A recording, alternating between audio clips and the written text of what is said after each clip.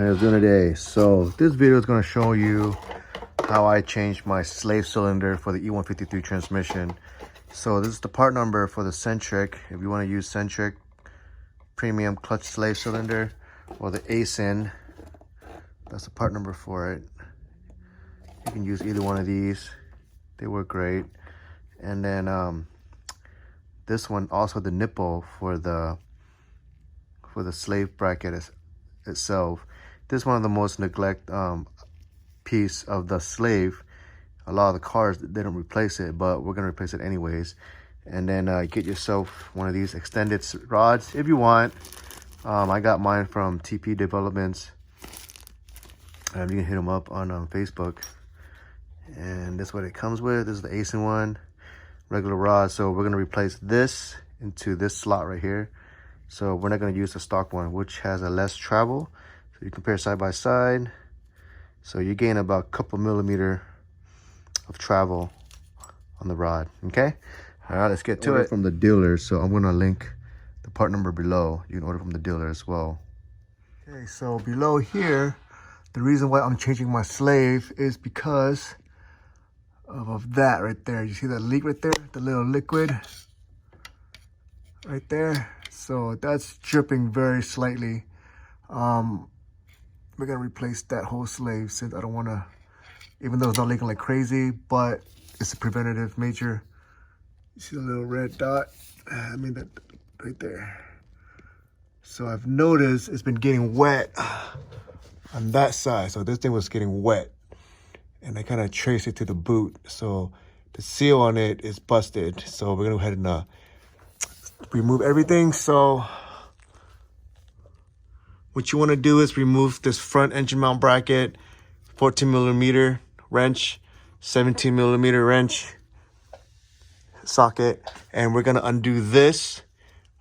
We're gonna use the C style type wrench to open it, and then I think it's a 19 millimeter on top or 17 millimeter on top to hold it in place.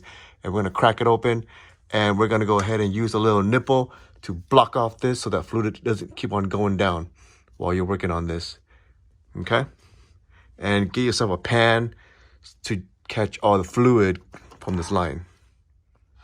So first up, what you're gonna do is we're gonna loosen up the front engine mount bolt, 14 millimeter socket wrench, 17 millimeter socket wrench. Remove this, and then we're gonna crack this pipe open.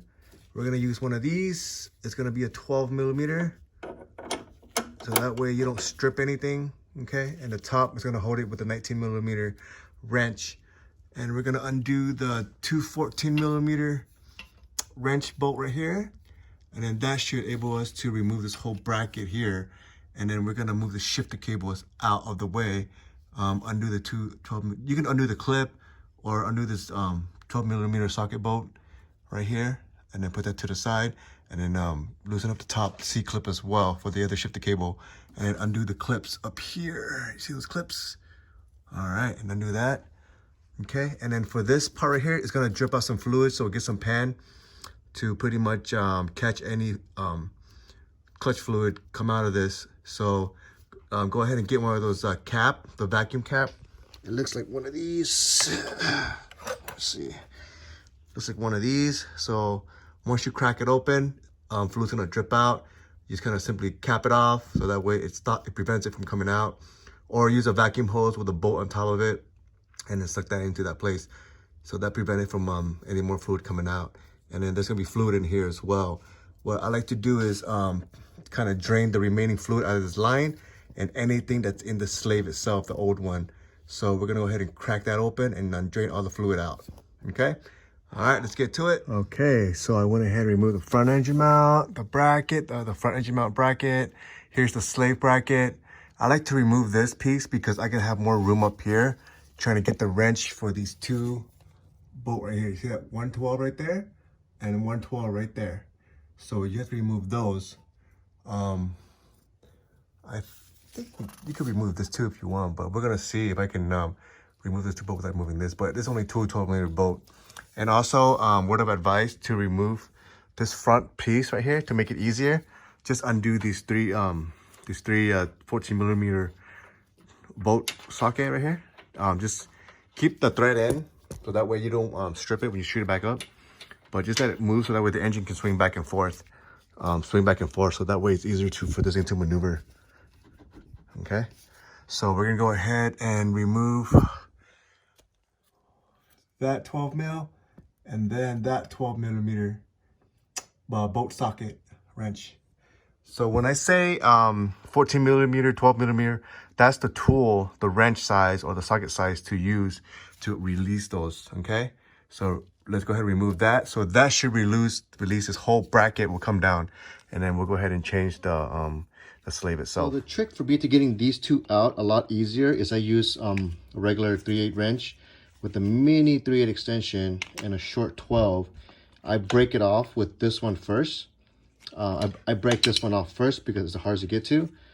I break it off, and then I use my Milwaukee electric grinder and just kind of shoot it out with that piece attached to this. Now for this one, I use just the socket itself. I break it off, and I use the tool to remove it in here. You can fit everything up in here if you maneuver it right. I have the Wilhelm oil cooler, and I was able to get my hand up there and remove it as well. So putting it back on, I replaced the bolt with an 8x125 by 25 millimeter long, and an 8x125 35 millimeter long with a flange. The reason why I like this flange is because when I screw it in by hand, I can use the socket which is attached to this, so it doesn't sink into the socket. So the reason why the OEM one, it has a little washer on it. You can use that as well, but I've been using this with great success, and a lot easier for me to put it in without stripping the thread. So this part of the transmission, the one that goes into the transmission, 80% of the time I get, strip threads on the transmission. So I have to retap those every single time. And then also with this as well, I tend to retap a lot of these or chase the thread down. A lot of guys, what they do is they just kind of like leave it in there and then just shoot it in with the gun, or like, force it in with the thread. I usually hand tight everything in first by hand, at least about 2 to 3 thread.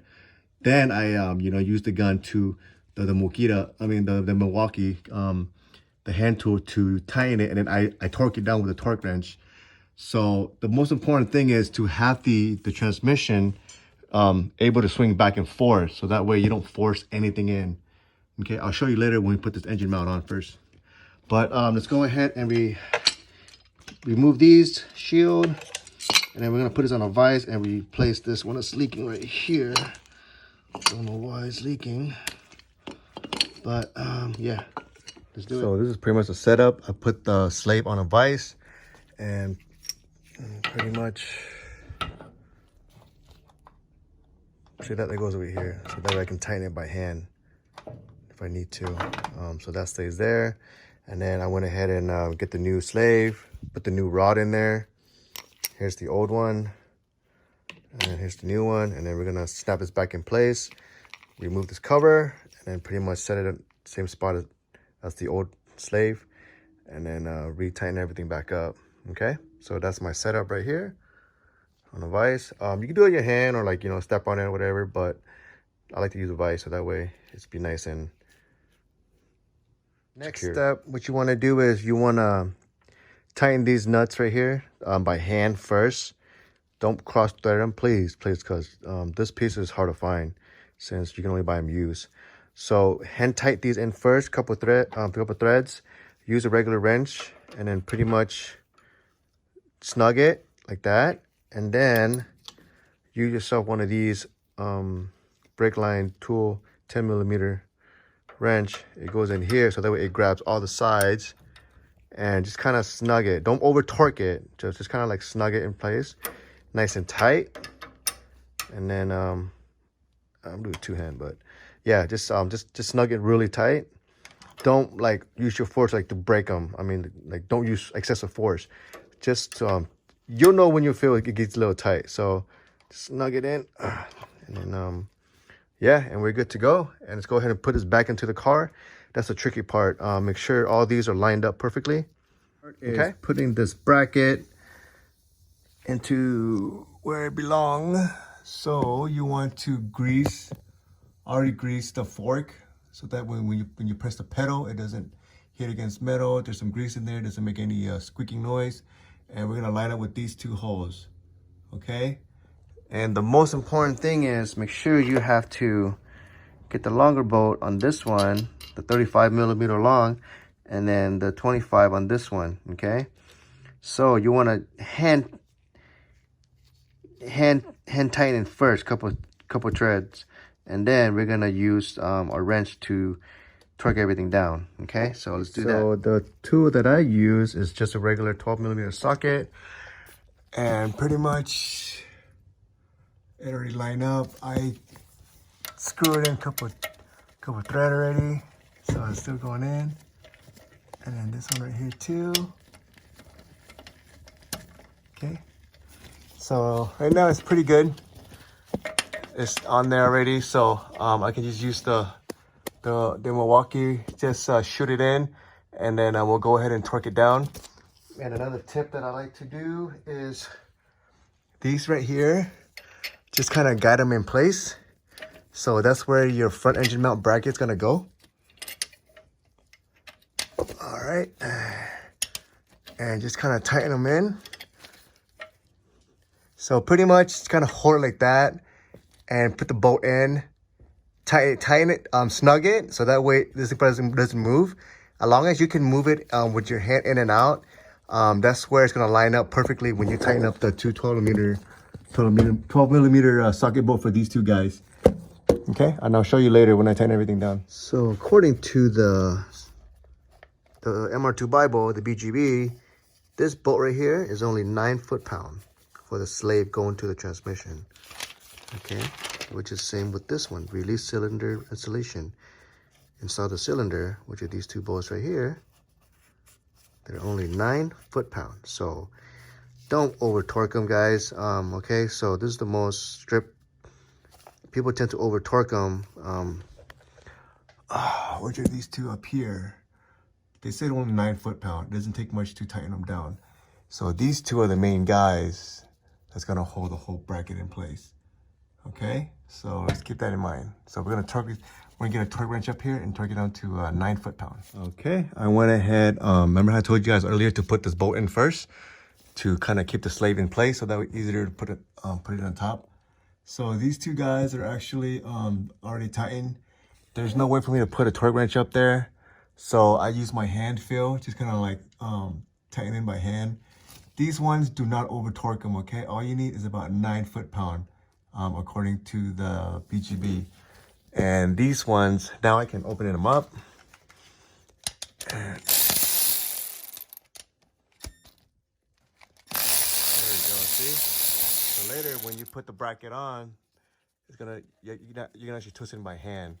So sometimes you put that bolt on top without putting these two bolts in. This thing's gonna shift over and it's gonna be a pain in the butt to kind of push it back, you know, when everything's already tied up there. So it's a little trick. And you see, you can twist it by hand now. So now when you put the front mount on, it'll be a lot easier. Next, I removed the old nipple right here. So in here, it tends to get corroded, rusted out. And then, I don't know, I don't want to deal with it. So I put a new one on. What I also use is some thread sealant, so that way it seal the thread when I actually bleed the clutch. There's no air pocket going between here, you know. Most important thing is when you bleed the clutch line, no air can go into the system. Most of the time it's coming from this part right here, so, and then that's how you get a lot of bubble coming out of your clutch line. So to extra protection, I put some sealant thread on there as well.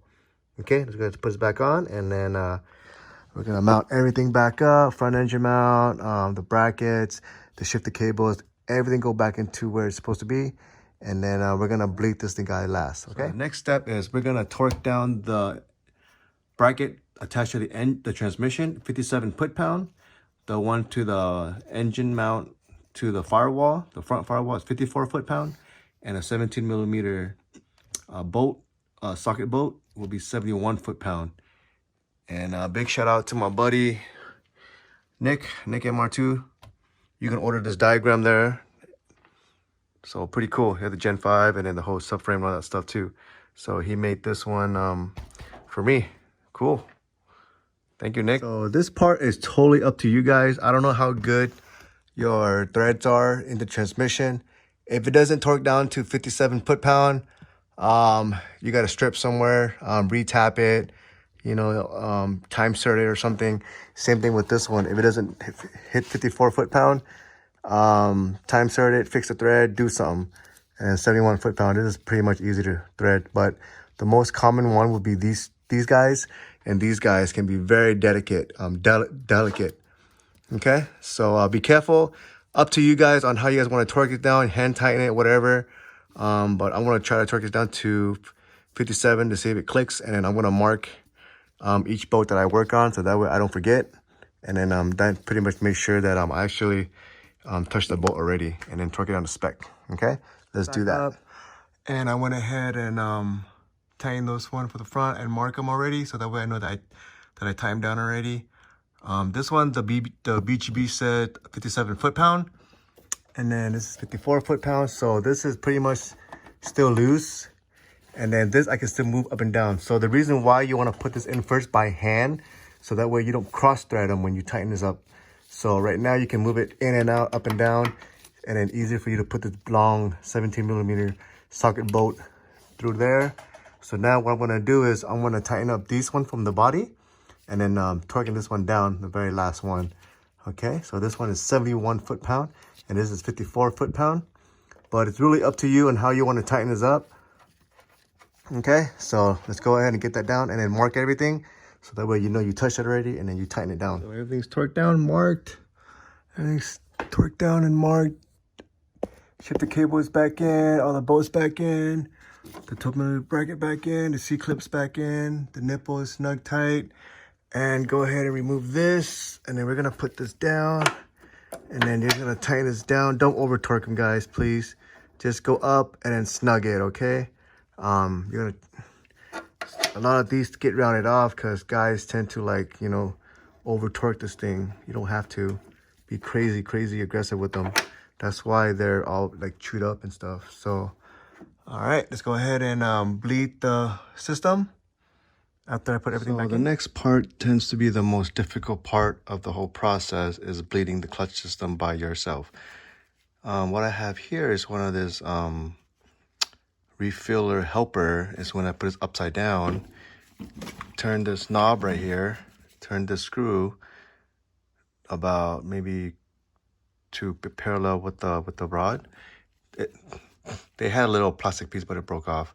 And you put it upside down. Right now it's not leaking, but when you turn that little dial right there, turn it down, it's gonna keep on filling up the reservoir for you. So that way there's always fluid in the system.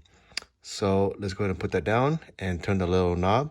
You see now it's horizontal. We're gonna turn it vertical. That's how it is. And now I turn that thing vertical. So once the fluid gets low, it's gonna automatically fill up the fluid. So there's always fluid in the clutch master cylinder. Okay, let's go ahead down in the slave, and then we're gonna bleed the clutch down there. So here is my setup. Pretty much you can get this piece from like Harbor Freight or, you know, Amazon, whatever. Make sure your whole line is nice and sealed, and it's attached to the nipple already. It's hard to see with this brackets in the place. So that's the nipple. And what I want to do is I want to create some vacuum first. I usually want to make it up to 25 psi. So if it's going down, there's a leak somewhere.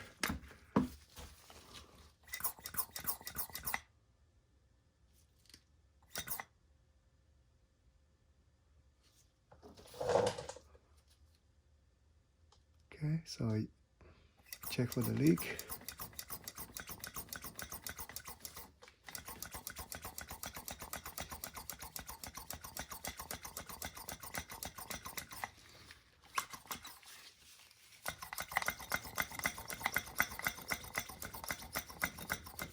How I usually do is I want to max out the vacuum as much as possible. And that should stay in place. The needle's not moving. So in the system, there's always vacuum in this line. What I want to do is I want to crack it just a little bit, and then this should bring it down to like maybe 15 or 10. I never want to go let it have less than 10 psi in there. You always want to have vacuum sucking air out of the system. So doing it by yourself, to me, this is the most effective way. It's like someone pressing on the clutch and holding it, and there's always pressure going out. So you always want to have a vacuum sucking this way. So that way it's going to draw a lot of fluid into this jar. I want to do about maybe 2 or 3 of these. So that way I know the whole system has fluid in there and it's nice and, you know, solid, and there's no air bubble in there. It's always best to have someone step on the master cylinder, and then you crack it and you lock it, and the guy pumps a couple times, hold it, crack it, and pretty much lock it back in place. But this is pretty much by myself kind of deal, where I want to keep this PSI above 10 as much as possible. So usually I do it by myself, a lot easier, but since I'm recording, it's gonna take a lot more effort. All right, let's go ahead and crack it. What I want to do, so right now it's like that, right? So you want to crack it down about maybe 1/4 of an inch, just until you see fluid coming out. Don't crack it too much. If you crack it too much, it's gonna suck air from the nipple. There it is, see, it's going down. And you see how there's, the PSI start dripping slowly coming down, and there's fluid coming down already, okay? And it's still vacuum in there, so. And the lines are, and the fluids are slowly going to into the reservoir right there. Okay, so let's go ahead and you can hear the tank by the cylinder is bubbling down, which means that it's sucking fluid down. So you want to create some vacuum, create more, and there's more bubble coming in right there. And you can hear it, it's like bubbling. And you see this reservoir is going up. So take your time, do it right. And after you bleed your system, if you can, put a phone right here and record the slave pushing in and out, okay?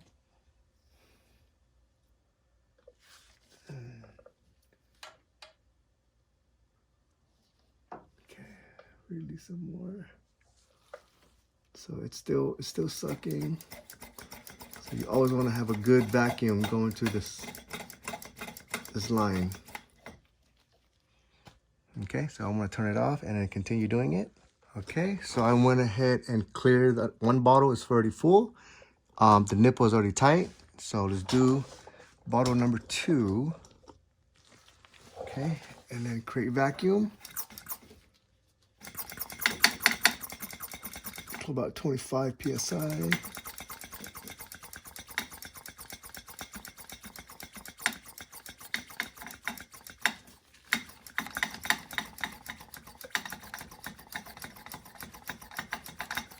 Okay, all right, 25 psi. Okay, let's see, I can hold this in place. All right, it's kind of hard. Okay. All right, let's go ahead and crack the nipple open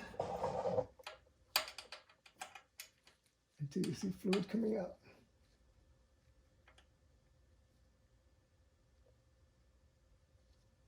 All right, there we go. See the fluid, so the fluids are going down. PSI is still strong. So just take your time on this. And let's go see the fluid. So you see the fluids going down slowly. You hear it go down. There you go. It means that there's fluids coming down there, which means that it's actually sucking the system, sucking the fluid line down. So I'm gonna do about 2 more of these. Suck it, lock it, and then drain it. And that's how I bleed my system. Just create a lot of vacuum. Yeah, keep it around 25 psi.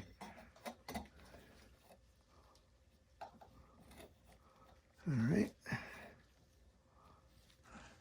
There we go. All right. right, so the bottle's getting really full. Let's lock it in place. That's it, and we're locked. So you don't have to crack crazy open, just crack this a little bit until you see fluid coming out. So now there's no more fluid sucking. So release the air. Okay, and then drain out the fluid.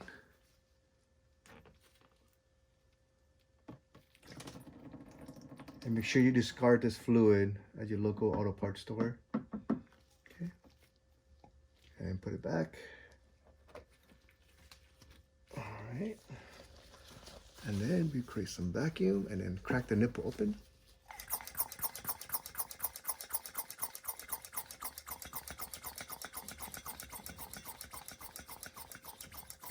If you want to go more crazy, do about 4 bottles.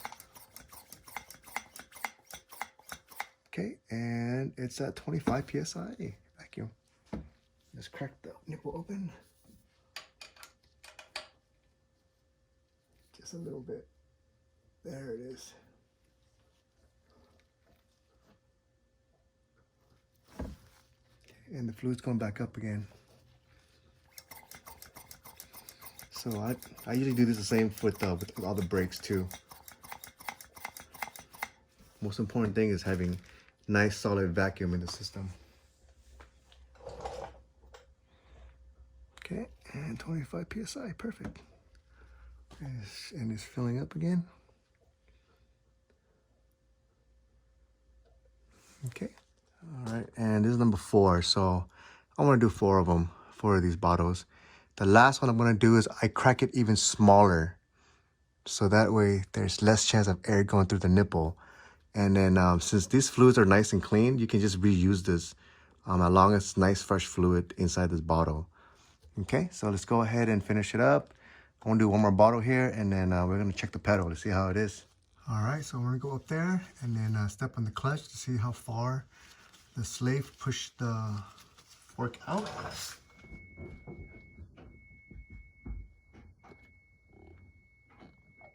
Go slow.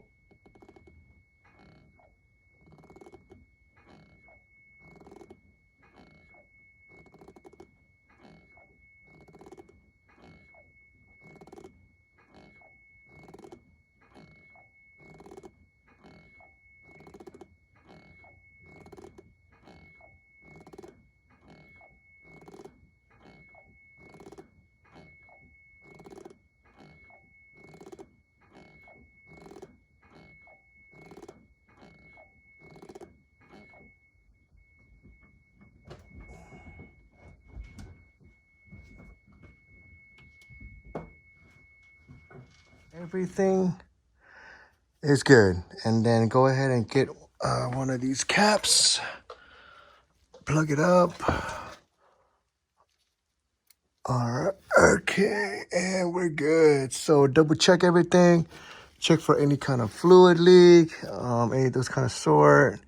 Kind of double check everything. All the nuts and bolts are in. Everything's down. C-clips in.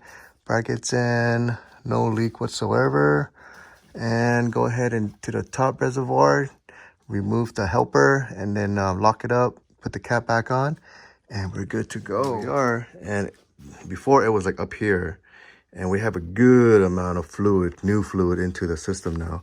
And we're gonna go ahead and lift this up, let the fluid get full a little bit. There we go. And then put it back down.